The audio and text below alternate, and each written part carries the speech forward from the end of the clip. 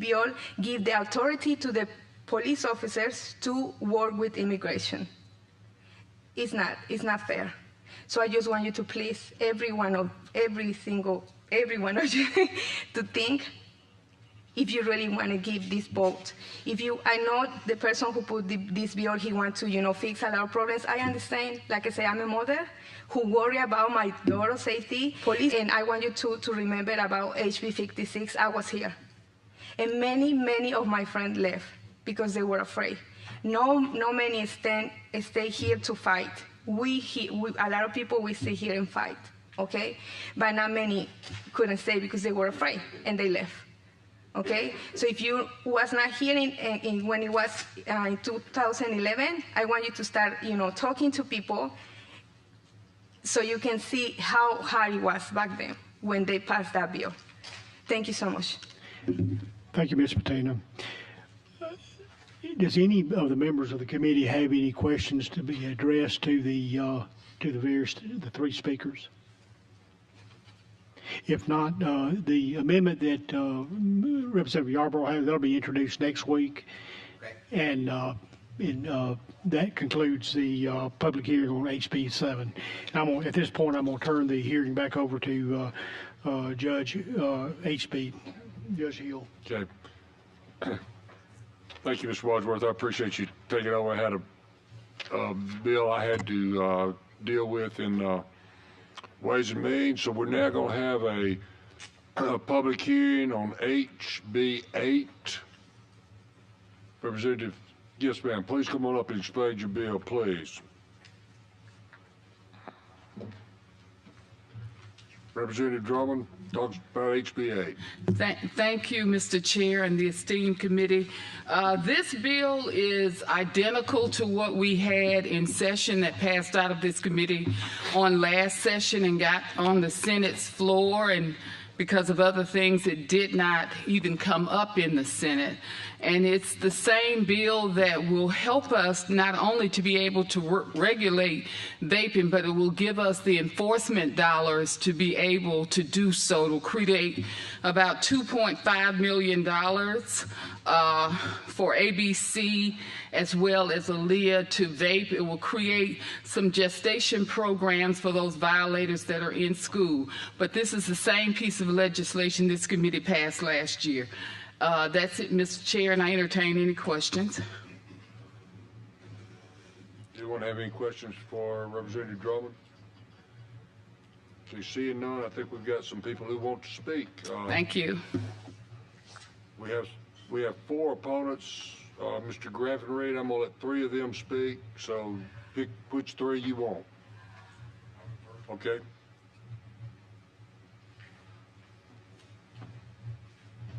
Thank you, Judge, members of the committee. I'm Ryan Givhan. I represent the Vapor Technology Association, which is a trade association that works on behalf of the vaping industry. First of all, we fully support what Representative Drummond is trying to do with the regulation of the vaping industry. However, it's our contention that there's some language in this bill, specifically on page 30 at lines 25 through 29, that's intended to protect the tobacco industry and its combustible cigarette, thus giving a competitive advantage to the cigarette market to the exclusion of the vaping products. The relevant section in the bill is 2811-17.1. As you will see, subsection C is the newly added language from the existing law. And the context of that statute sets out the statutory requirements of people who can sell vaping products in Alabama. You have to have applied for a pre-market tobacco application with the FDA.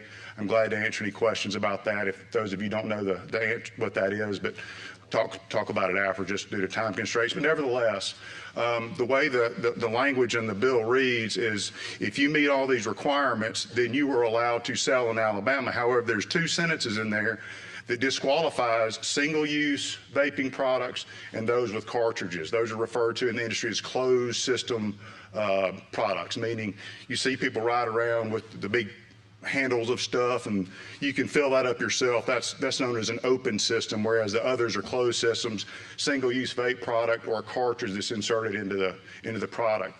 Well, the language specifically excludes those single-use products, will account for over 95% of the market in the sales of vaping products. So it's our contention that with this language, you're given, again, protecting the combustible cigarette to the exclusion of the vaping industry, the single-use products. So it's our contention, if we meet the requirements as set out by the state and federal law, then we should be able to sell these products in the state of Alabama without giving priority or deference to the combustible cigarette. So that's all I have to say. Thank you, Judge. Mr. Tomley?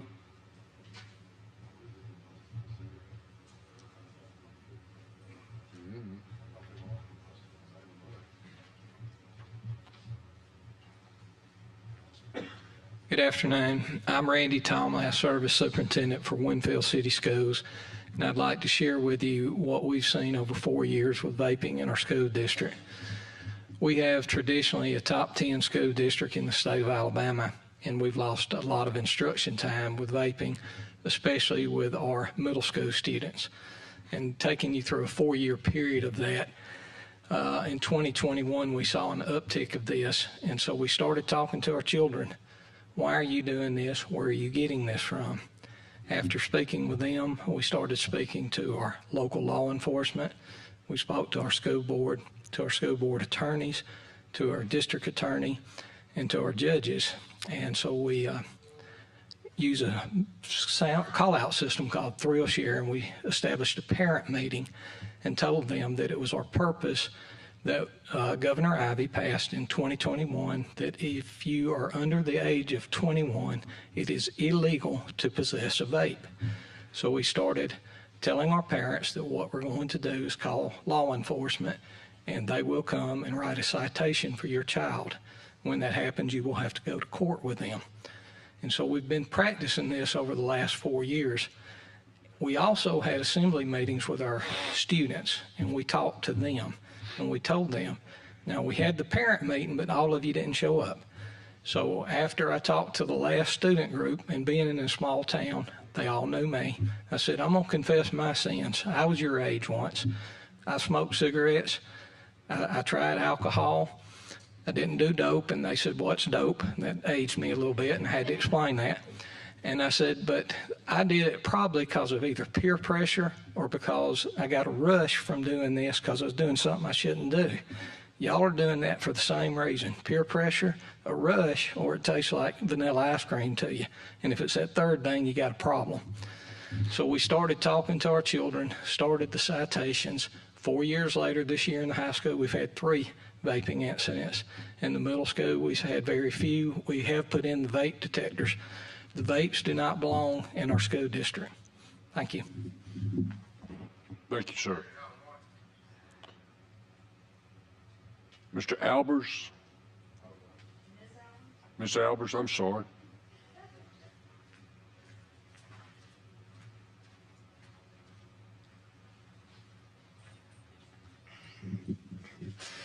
Hello, everyone, and thank you for the opportunity to speak to you today. My name is Amy Albers. I'm a business owner in Birmingham, Alabama. I'm also the vice president of the Alabama Hemp and Vape Association. My husband and I have owned our vape business since 2013, and we've worked together to build a trusted 21-plus establishment and have helped thousands of Alabamians quit smoking. Before transitioning full-time to our business, I worked as a medical laboratory technician for 26 years. I'm registered with the American Society for Clinical Pathology and the American Society for Clinical Laboratory Science. For decades, I've analyzed the effects of disease on the human body, interpreting diagnostic tests and seeing firsthand the devastating impact of smoking-related illnesses. I know what smoking does at a cellular level, and I've seen the suffering that it causes. That is why when I left the lab in 2021 to focus on our business, it was with the same goal, which is helping people improve their health. Our shop has always been a place where guests can receive education and support as they work to reduce or eliminate their nicotine dependence. But HB 8 threatens everything that my husband and I have worked for.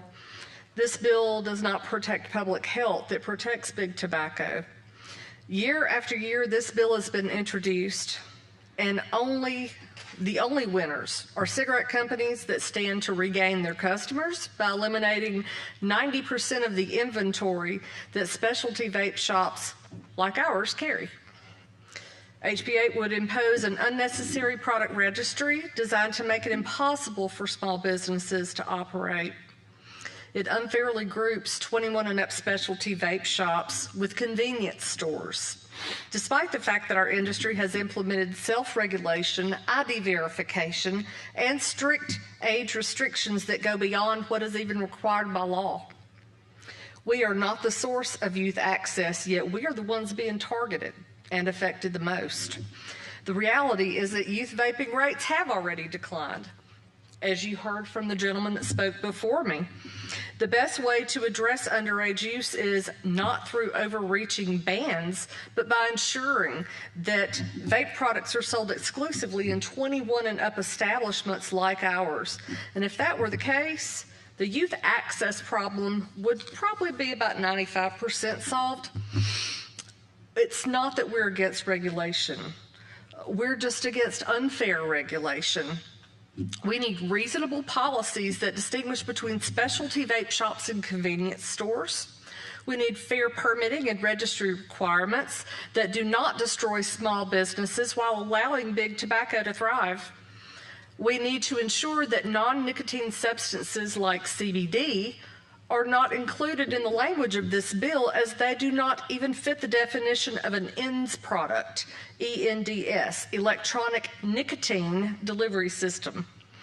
And most importantly, we need legislators to work with those of us who are directly impacted. And this is what's most important to me and to my colleagues.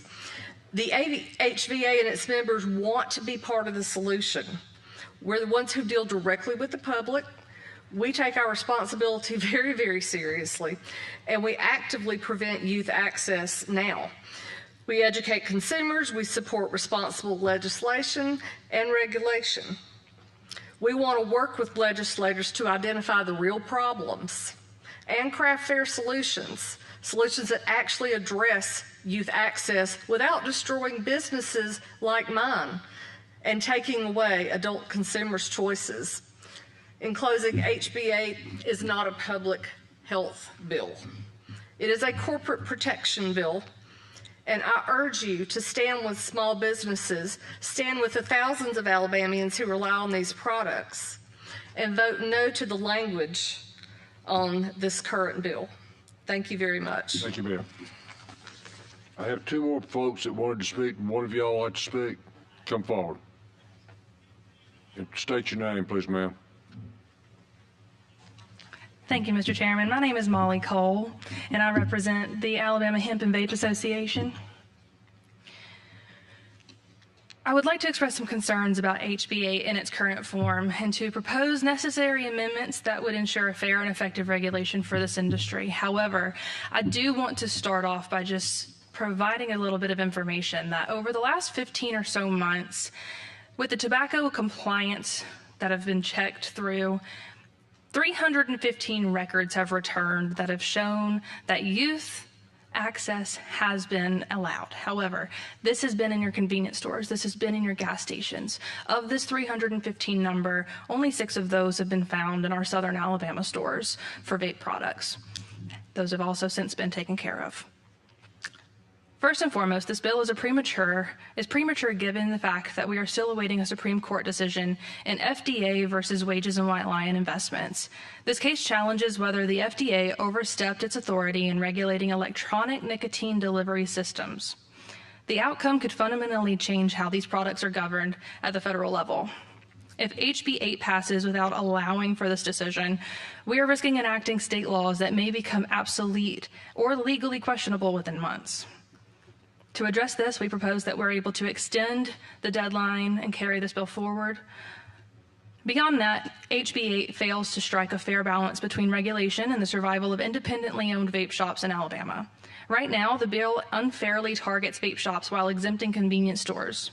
If the goal is to regulate responsibly, then independent vape businesses should be exempted from the definitions that unfairly classify them based on floor space rather than their actual operations. Additionally, we propose that the creation of a disposable vape registry to ensure only approved compliant products are sold, helping law enforcement and regulators track legal and illegal sales. To fund this effort fairly, there's a proposition of $100 per product annual registration fee and one-time application fee that mirrors other states that have the same structure, so that regulation does not unfairly burden small businesses.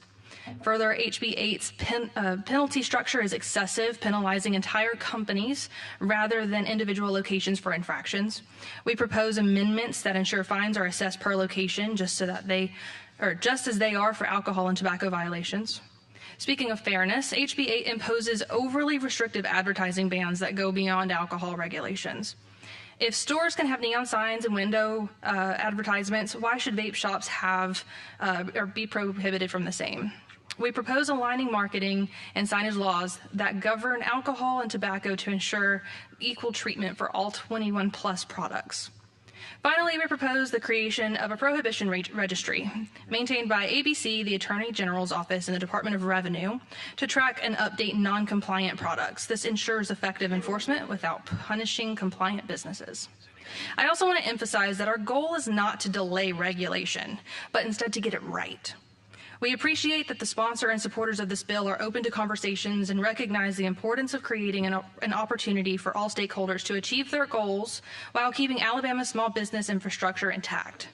Because with this bill, if it moves forward, would damage this small business infrastructure in Alabama. This would harm 10,000 or more businesses. Thank you, Ms. Cole. We appreciate your input. We really do. Thank you. Ladies and gentlemen of the committee, we've had 4 people speak on this bill. We will not take a vote on this today, but I'll certainly allow any member of the committee to ask any one of the individuals that spoke a question if they would like to do so. Please, yes, sir. Ms.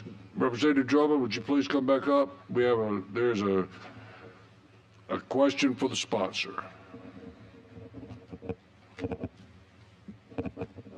Hey, Mr. Drummond, I wanted to actually give you a chance to respond. There was a common theme from the speakers that were in opposition, and one of the themes was an unfair advantage to the tobacco industry.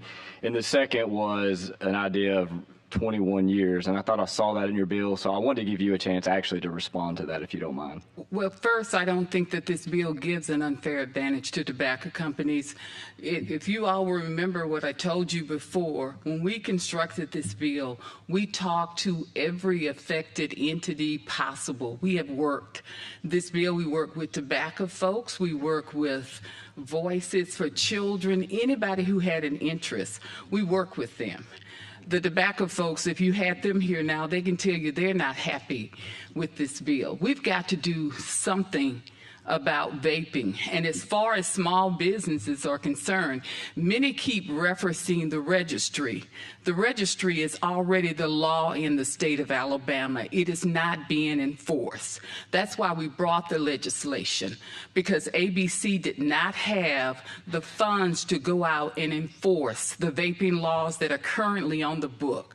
The pre-market registry was actually established federally by the Trump administration, and Alabama came along with myself as well as Representative Stringer. If you go back and look in the records, it's Drummond-Stringer's Act, and we have a pre-market registry where they're looking at all of the bad stuff that's being brought out of the China and Mexico. That registry is being monitored by the Department of Revenue. And they have to meet certain criteria. If they get the federal pre-market, they can get on our state pre-market. But all of those claims are, in my book, are not very valid. We're not trying to hurt small businesses. We're trying to save the lives of our children.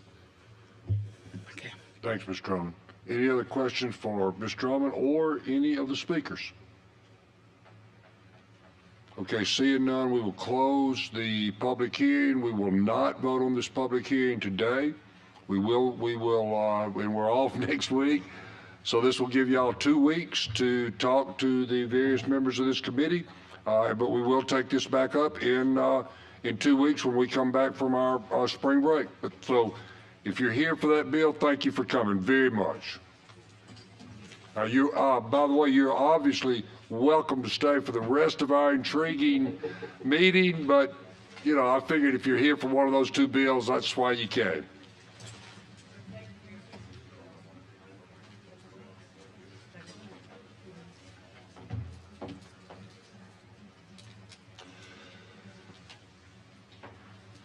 Yeah,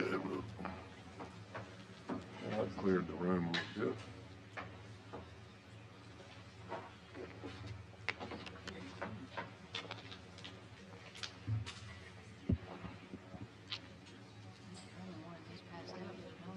That's all right. We can get them later. You can get them to us later.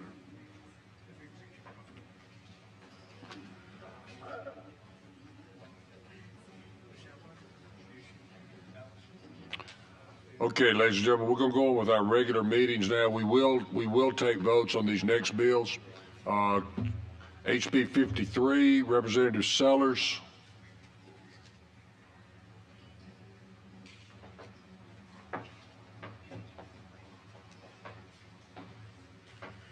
Thank you, Mr. Chairman and committee.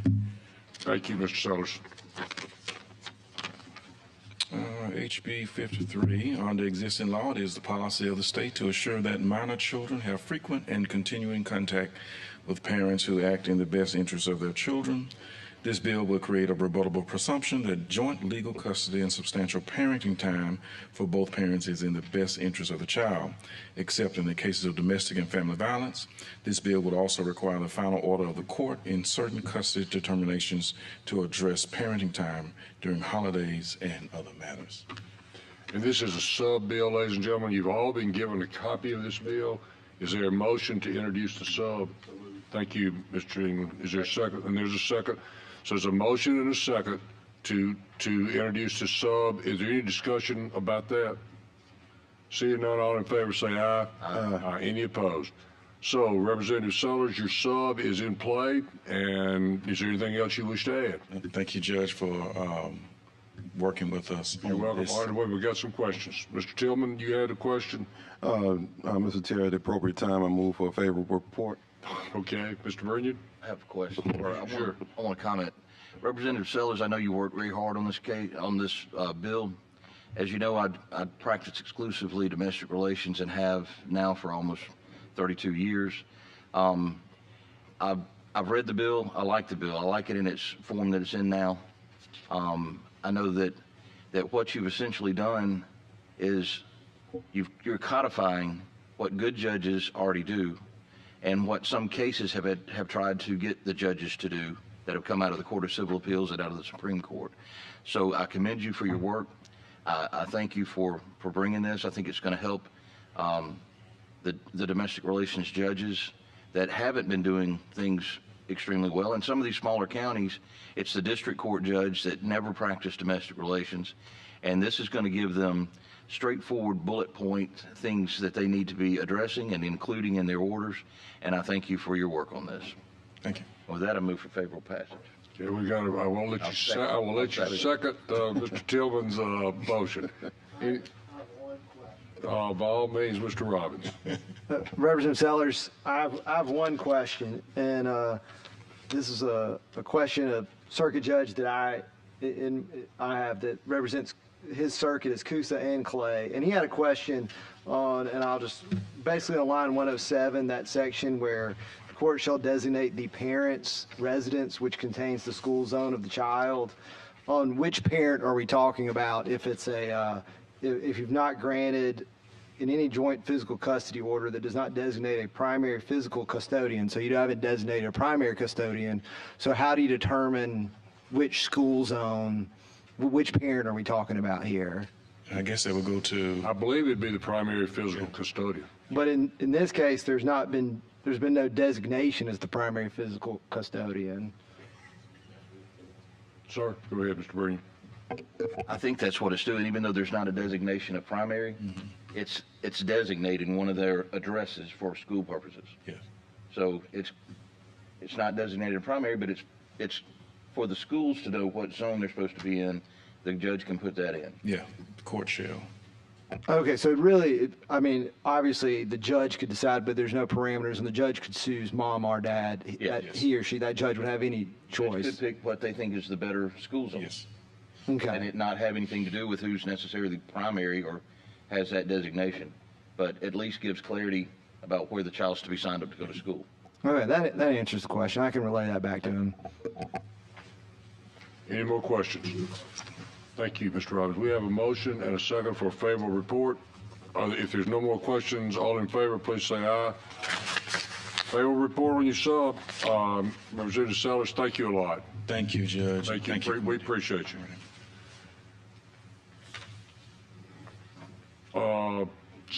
Senator Givan, you ready on?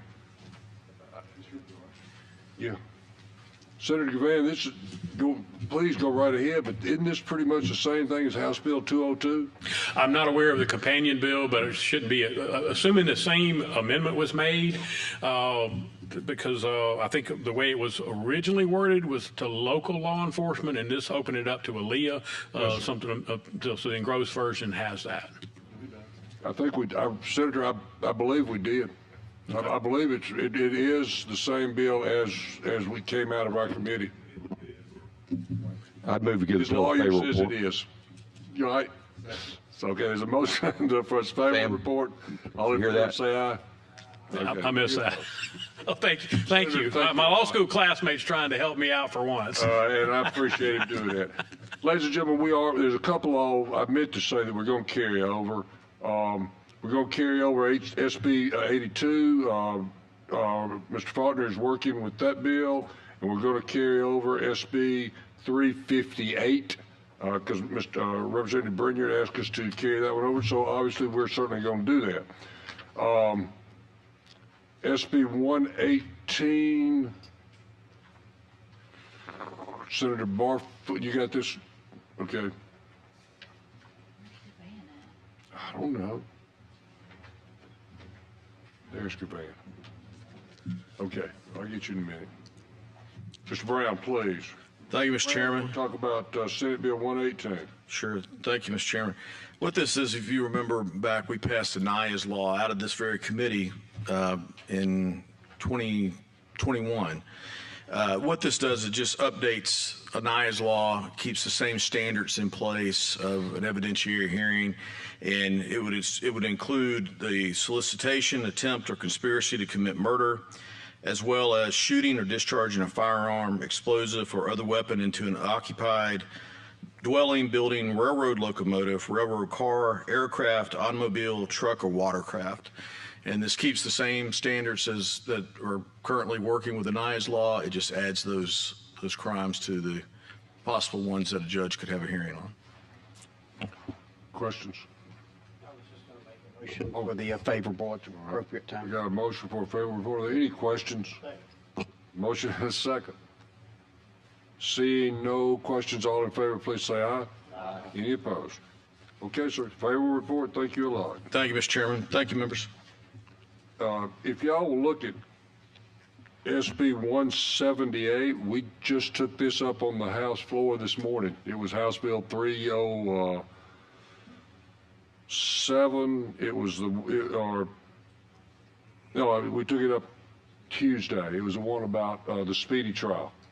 So it's the same bill. I told Senator Barfoot there was no need for him to come. We got it out of this committee and we got it out of the House. Yes, sir. Thank you. Thanks. Yeah, we can put. We sure do. We can. I would draw that. I would draw that, and I'll move to amend Senate Bill 178 and add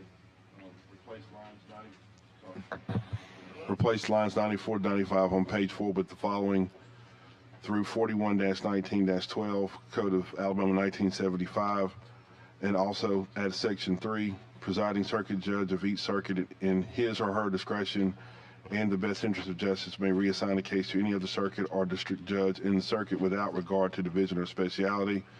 And in section 3, section 4, this act shall become effective on June 1st. And I'm assuming this amendment makes it identical to the bill that passed the House today. It does. So offer this amendment. Okay. Amendment is made and seconded. All in favor of the amendment, say aye. Aye. Any opposed?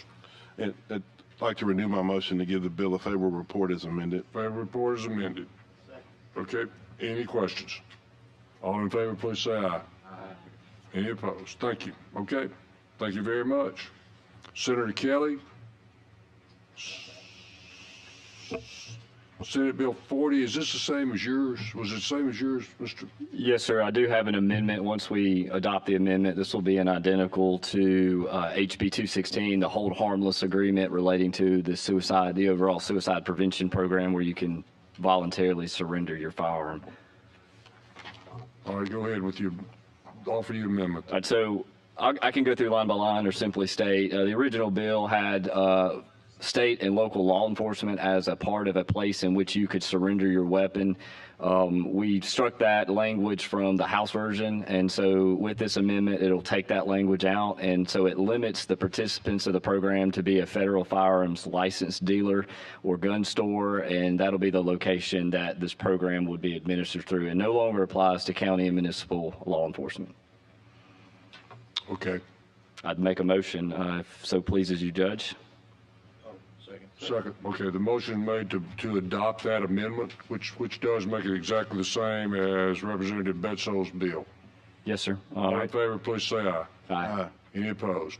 Okay, so now you make a motion, we give a favorable report as adopted, as amended? As amended, yes, sir. All right. Second. Thanks. Okay, is there any more questions about this? All in favor, say aye. Aye. Favorable report is amended. Thank you, sir. Mr. England, you want to do House Bill 42? Absolutely. House Bill 42 is a bail bonding bill that was passed out of the House and got to Senate committee last year. And it just basically restores a couple of words back to the code section that were taken out in a very large bill that was passed a few years ago. And what it does is it essentially allows a judge to assign a percentage bond on a case for cash. And like I said, it's been something that's been done for years. Excellent. And it's in a bill that was passed a few years ago, it was taken out. So it just restores that. And it's really just 3 words. It adds the words "a part of" back to the law. So at this point, I'm open to any questions. Mr. Chairman. Questions? Yes, sir. Please, sir. Representative England, is there any, could there be, and I'm just asking this, like whether this is done, like could there be a limit such that, you couldn't go below, say, the current system, as I understand it, and what you're changing is that to do a cash bail, they've got to put up the full amount of the bail. No, just a percentage. As the law stands now. Well, no. Essentially, yes, as the law stands now, yes. Yeah, that's right. So as the law stands now, you have if a judge sets $1,000, you've got to put up the full $1,000 in cash. Or go get a bondsman. Yeah. Or go get a bondsman. Yeah. So this bill would allow the judge to set it at any number for the cash. No, not necessarily. No. Usually, and I think I want to just kind of, because where I was going to is could there not be a minimum? Like where you say, okay, because what I'm hearing is there's a lot of data out there that on these cash, when you do just put up cash, that the rate of failure to appear goes up. That's not, that's actually the exact opposite of true, because the same group of people who who eventually produce that person to court, most times it's law enforcement. So the failure rate on an FTA in terms of if they come back to court or not, generally speaking, the person that produces that person is law enforcement when they get arrested for something else. The only difference would be is if the money that that person puts up, whether it be cash or they go to a bondsman, is where it goes. So if you pay a bondsman, instead of a court giving a parcel for cash, the court will likely never see that money. But if you do a cash bond, if the person doesn't return to court, the money is forfeited, as we would theoretically do with a bondsman. But the money is the cash that you put up to get out is forfeited, and it goes back to the court. All right, let me ask you this, and you know a lot more about this than I do. I acknowledge that. So if someone does not appear, the bondsman has to pay the full amount of that bail. In theory, yes. But but if somebody pays cash and you don't, and with this bill, that's allowed now, but you have to put up the full amount to do that. No, so your bill would change it so the judge can only require that they put up 10%, for example. That's normal. Yeah, 10%. Right, is normal. And so if they don't appear, then all the court has received is 10%. Whereas if they'd gone to a bondsman and they don't appear, the bondsman has to pay the full amount of that bail to the court. Is that right? Again, in theory, yes, but when practice, it rarely happens because we'll have forfeiture dockets and the bondsman will show up and the bondsman will say, I don't have that money, and we rarely forfeit. And this is like something that we've been dealing with for decades. And when we were dealing with the court cost issue years ago, we found out that we were millions and millions and millions of dollars in uncollected forfeitures, because they could write bonds for hundreds of thousands of dollars, but legally they're only required to keep $25,000 in escrow. So a couple of bonds that you may require for forfeiture, they may actually, they'll tell you that it'll put us out of business, so we hardly ever forfeit. And then we've also got some bonds. Are you saying you hardly ever insist? There's some jurisdictions that don't even have forfeiture dockets anymore because it's just fruitless, because they don't really have the money to make those things liquid. So then also, we've also run into a situation in certain counties, in certain circuits, where when we attempt to actually forfeit, we've been sued for a breach of contract to try to get out of paying the forfeitures. So so bottom line really is, if somebody FTAs and we get the cash and they don't show up, oftentimes the only money that we can get from a defendant is the cash they put up to get out of jail. Could we not raise that above 10%? Well, I mean, could it not be above? I mean, if you had a minimum amount so that it's got to be a higher amount than 10%. But I just want to also point out the interesting thing about our conversation is the bail bonding companies are empowered to do things right now that judges can't do, because judges bonding companies can take less, because some in fact do take partial payments on the initial payment to go ahead and get that person out. So effectively, they lower a bond when a judge can't. So, what do you think about the idea, though, of it being the minimum over 10%? Well, I mean, if cash is accepted. I mean, I guess, but quite honestly, I think judges right now retain the discretion to do OR bonds. They can let somebody out without a bond at all. So, I mean, essentially, and this is why the judges support legislation, the District Attorneys Association supports legislation, because oftentimes the cash that's put up is most of the time the only money that the court will get from that case. And even still, another interesting component of this, though, is that if the person comes back and they're found guilty, they can oftentimes just say, keep the money that I've given you already. So it's really just a distinction of who do you want to get the money? Would you rather go to a private company and we never see it?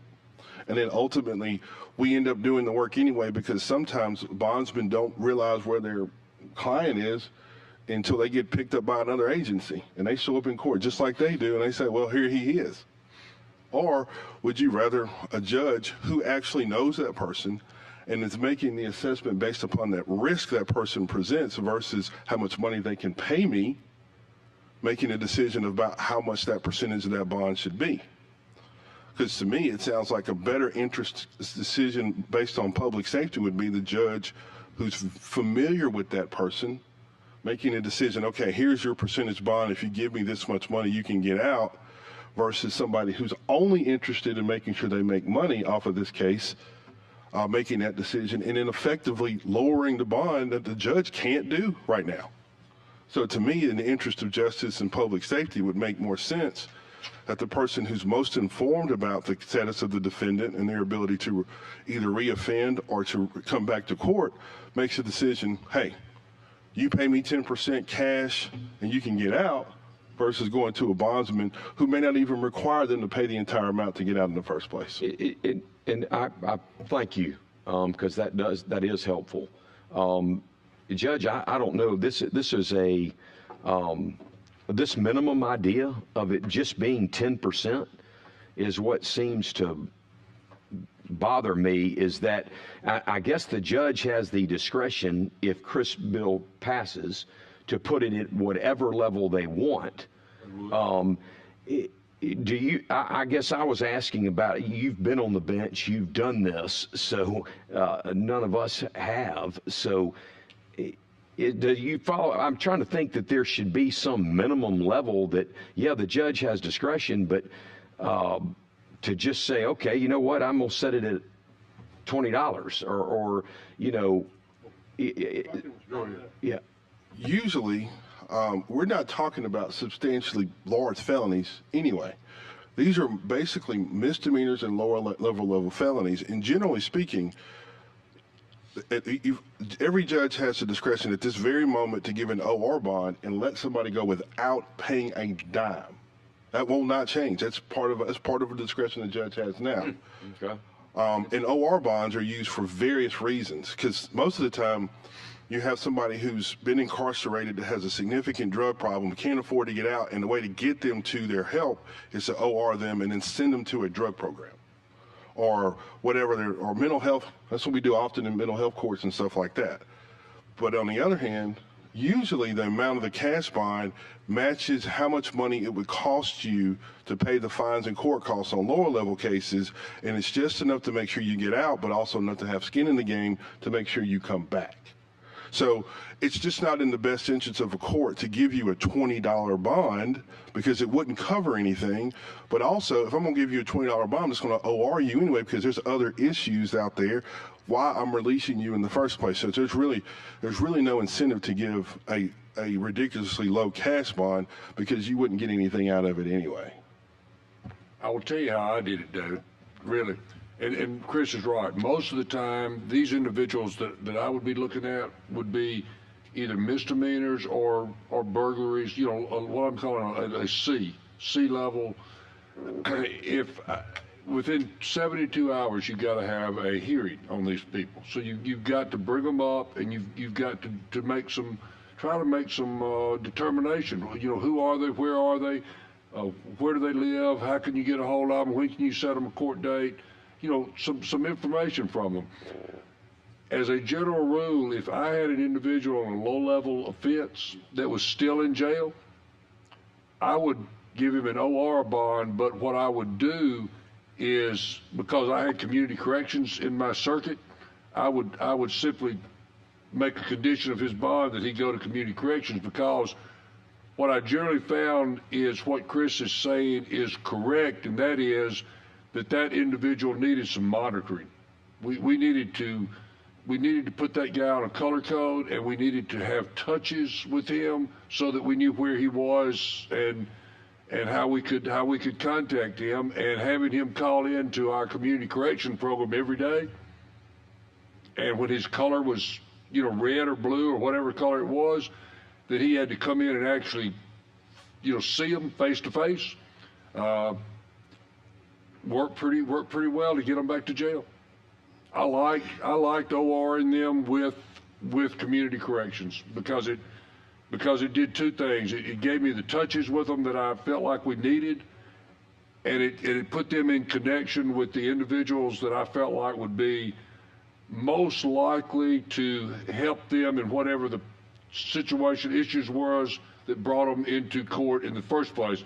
And as Chris said, I'm not OR, and I'm not going to OR the robber or the rapist. I'm just, that's this Anais law that we've just been through. They're not going to get an OR. They're either going to get no bond or they're just going to get a very high one, so we can see where they are. So that's honestly the way I looked at it from a practical point of view of how do I see them, how do I know where they are, and how do I maintain some level of contact with them. And to me, community corrections was the easiest way for me to do that. And also, just as a practical application of this, the cash bond, ability to do cash bonds, especially in percentages, are, vital in funding for district courts and municipal courts across the state of Alabama. Because again, if you're talking about a low-level misdemeanor and I'm requiring you to either go get a bondsman, which means that the money that you could be paying as a cash bond to the court for whatever your fines and court costs would be, versus you taking that same money and giving it to a bondsman and we never see it, I think most of us would take the option of allowing the judge to say, all right, if I'm going to impose a $250 fine and court costs on this particular case, I'd much rather make that person pay that cash bond to me versus taking that same money and giving it to a bondsman, because the fines and costs may not ever be paid. And ultimately, sometimes courts will waive fines and court costs in favor of restitution to make sure that the money that the court still has goes to the victim. So, I think the better discussion for us about the funding part of this is it also makes sure in some cases that victims get restitution. Yes, sir. Go ahead, Mr. Wadsworth. Yeah, Representative Hague, I'm for the bill. I've been a prosecutor, and you'll get a whole lot more money to these percentage bonds instead of paying the bail bondsman. You pay the court, money goes in, and the fines and costs gets paid quicker. And I've yet to ever see a forfeiture in a bail bond. I've been practicing 30-something years. We used to have forfeiture dockets, and we wouldn't forfeit anybody because everybody would make the same answer: I can't afford to pay it. Representative Pettis, you had either a question or a comment, one or the other. I have a question. We're talking about does the judge not set the bond now? Is it not his discretion to whatever he wants to set it at? If he wants to set it at $100 of the 1,000, could he not do that to say the bond is 100? No. On felonies, we have a schedule that's followed. And especially on significant felonies, there's a minimum amount that, generally speaking, a warrant clerk or somebody who sees it before the judge won't go below. And ultimately, most of the cases we're talking about with percentage bonds are ones that have advanced past the warrant situation, and we're dealing with them in a courtroom. And that's when a judge has a better opportunity to assess a person. As Judge mentioned, you got 72 hours. Well, then we start talking about bond, how much is the bond, how much can you pay, and then you start kind of calculating space, how much is going to fines, the costs are going to be, and then you ultimately decide, okay, here's what your percentage is going to be, and generally ends up being 10%. The reason I say that, when I used to work a county, all misdemeanors judges had their bond at $50, period. $50 cash. And that's what he set the bond at. So basically it did away with the bail bondsmen in the county, but everybody's cash bond was $50. I'll be honest with you, I've never seen it. DUI, everything, $50. Because we can't even, on a traffic ticket, you can't set especially on a DUI, you can't set a bond at $50. He did. Well, that's a judicial administration issue there. Yeah. But I've never, and I'm going to tell you, especially when I worked in municipal courts, generally that cash bond or that percentage bond or whatever we were doing was going to as closely match what the fines and court costs would be. Because either you were going to not appear and we get it that way, or you would plead guilty eventually and we'd say, well, why don't we just keep the money you've already paid? And again, that was easier for everybody, the court system, the defendant, everybody. So, well, that's why he did the $50. He said it's so easy. He didn't want to keep people in jail. But as soon as their time was up on whatever, $50, they're out. Everybody. It didn't, court didn't matter, but that was his discretion, and that's what he said. I set the bonds. So I guess my thing is they can already do that. I mean, I know a percentage, but he can come in there and say, well, the bond's fit. And he did it. I mean, I know I don't know if it's legal or not, but he did it. He's a judge, and whatever he said went. So it's his courtroom. But that's where that county was. It's $50. Mr. Burton, Yes, sir. Thank you, Mr. Chairman. As most of y'all know, I am a city court judge and have been for, well, I've been the backup for Tuscaloosa since 2000. And Chris England actually used to be the prosecutor, and I would be the judge, and we did that many times, but I'm still the judge for the city of Centerville and have been for 20 years. And what they're saying is true. You have to have that initial appearance within 72 hours. And when I'm on the, when I'm having the initial appearance with them, I tell them what the bond is, and then I ask, is anyone going to be able to bring that money up here for you, get you out? And sometimes they know nobody's going to do it, and I say, well, court's going to be, so-and-so date, because we only have one court a month. It's the first Monday night of the month. So it costs us money to have them in there. But I might let them sit for 2 or 3 days and see if an aunt is going to pop up with some of the money and get him out. But if they've been in there 2 or 3 days and it's on something not serious, which misdemeanor, in city court rarely or anything extremely serious. So I'm going to let them out because it's costing me money. And I may have been doing things wrong, but if they call up, if my clerk calls me and says, so-and-so's mother is down here and she's got $500 of the $1,000 bond, I say, let them out. And we take the $500. And then they usually show up. So that works. I know most city courts do that. I don't know a city court that doesn't do that because it's costing us money to have them in there. And I'm not saying just generally costing money. We get charged by Bibb County Correctional Facility there. We get charged $50 a night for every one of our inmates. So, and we can only get restitution. We can only get housing back from them at $20. So when they get their fines and their stuff, we also try to get housing back, but housing is only $20. So anyway, I think that's a way for the city to get, I agree with Chris on that as well. We actually get the money. We don't want to have a forfeiture against one of our bail bonds people because there are only a couple of them down there, and you tick them off and they're not going to do anything in your court anymore. And then we won't have a bail bondsman. So, I mean, that's the way we do it. So, Mr. Stringer, you had a question or comment? Yes, sir. Well, really a comment. I was going to reiterate what was just said. I've had some of the same experiences. Our judges, some of them, I have to go in front of numerous judges, and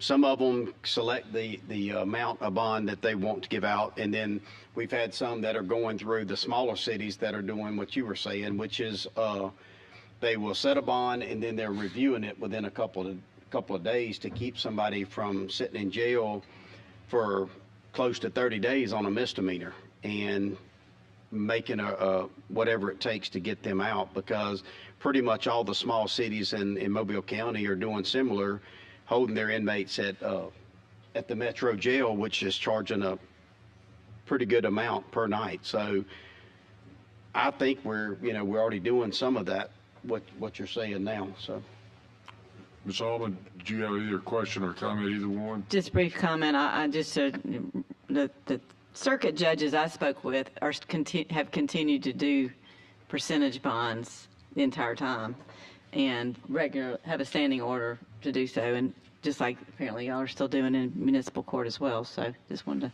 and they like them. Turns into a practical problem, doesn't it? Mr. Chairman. Sir. I was going to, Representative England, did you say the district attorneys are in support of this bill? Yes, because it helps them get fines and court costs. Yes, sir. At the appropriate time, Your Honor. I'd like to move for a favorable report. All right, we got a motion for a favorable report. Is there a second? Second. It's been well discussed, but are there any more comments or questions? If seeing none, all in favor of a favorable report say aye. Aye. Any opposed? Get a favorable report, Mr. England. Thank you. Let me, I think Mr. Tillman and I both have carrying something for someone else, but go, what I wanted to do, if I could, look at Senate Bill 88, Senator Orr's bill. It's on expungements.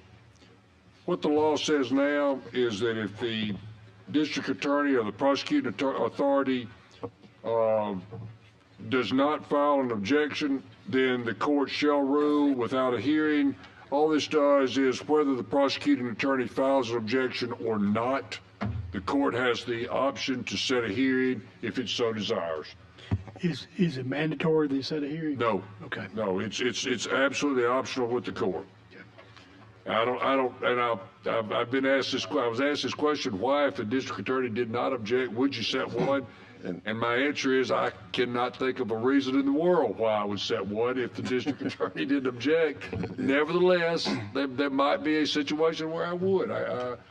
So I don't see where having the may do it is at all a disadvantage.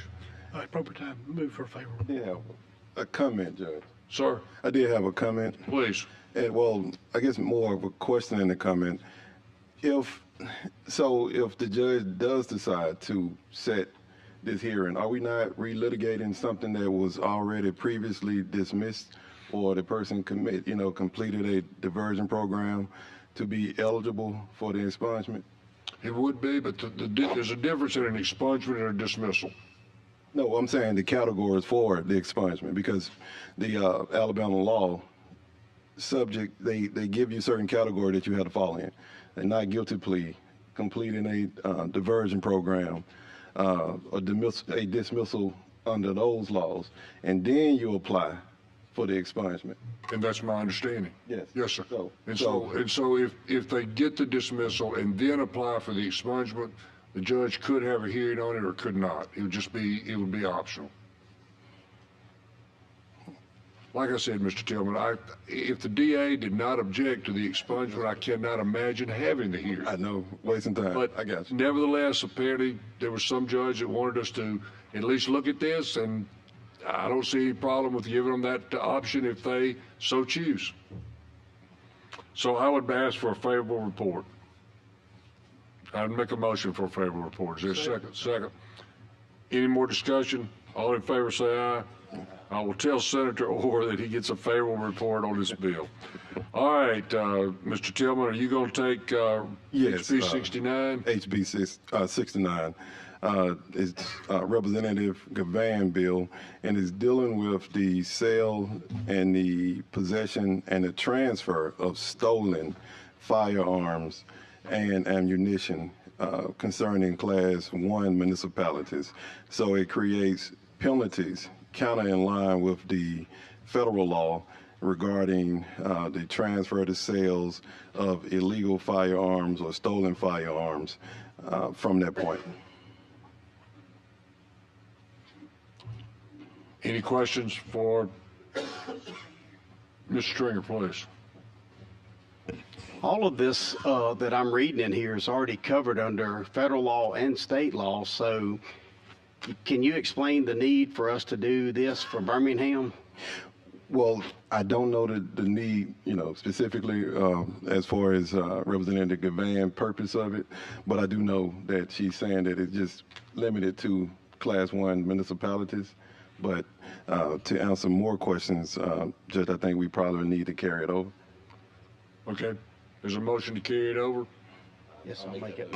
Okay. This bill's carried over. Thank y'all very much. I think that concludes our business. Thank y'all for coming. We appreciate you being here. Yeah.